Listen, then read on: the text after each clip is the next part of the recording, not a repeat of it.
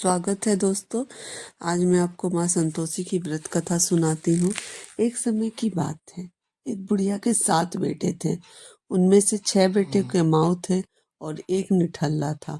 बुढ़िया 6 कमाऊ बेटों से बहुत प्रेम करती थी और 7वें बेटे से घृणा। उसकी पत्नी भी इसी कारण बहुत दुखी रहती थी। एक दिन वह बहू अपने मायके चली गई। वहां उसकी माँ ने पूछा कि ससुराल में कैसा व्यवहार होता है। बहू ने सब सच बता दिया।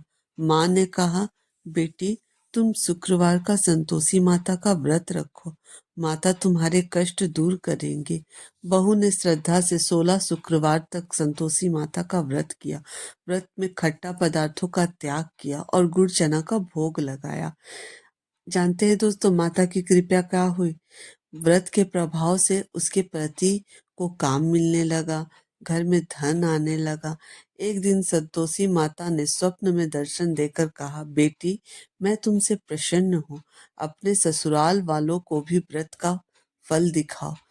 उधर सास को बहू की तरक्की से ईर्ष्या होने लगी। अपने बहू को खट्टा खाने के लिए मजबूर किया।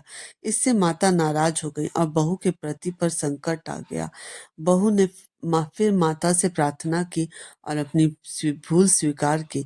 माता ने उसे क्षमा किया और फिर से सुख समृद्धि थी। और इसका प्रभाव से क्या फल मिला पता है आपको? धीरे धीरे सास का मन बदला। पूरे परिवार में संतोषी माता की महिमा का मान और श्रद्धा से व्रत करने लगे। घर में सुख शांति और संतोष का वास हुआ। इस कथा का महत्व मैं आपको बताती हूँ। यह व्रत शुक्रवार को किया जाता है। 16 या 21 शुक्रवार तक व्रत रखने की परंपरा है। खट्टे पदार्थ वर्जित हैं। गुड़ और चने का भोग लगाया जाता है। जो श्रद्धा और विश्वास और संतोष से यह व्रत करता है, उसकी मनोकामना अवश्य माता पूर्ण करती हैं। यदि आप चाहें तो मैं आपको व्रत विधि, आरती, पूजन सामग्री सूची यह सब कुछ संक्षिप्त में बता सकती हूँ। आप मुझे कमेंट में बताएं, मैं आपको सब कुछ बताऊंगी, जिससे आप माँ संतोषी का व्रत और पूजन करके उनकी कृपा को आप भी लाभ उठा सकते हैं।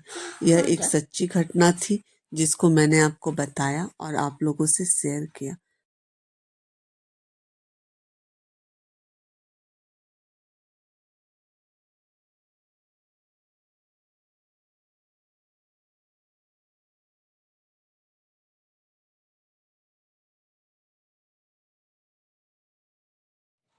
धन्यवाद दोस्तों।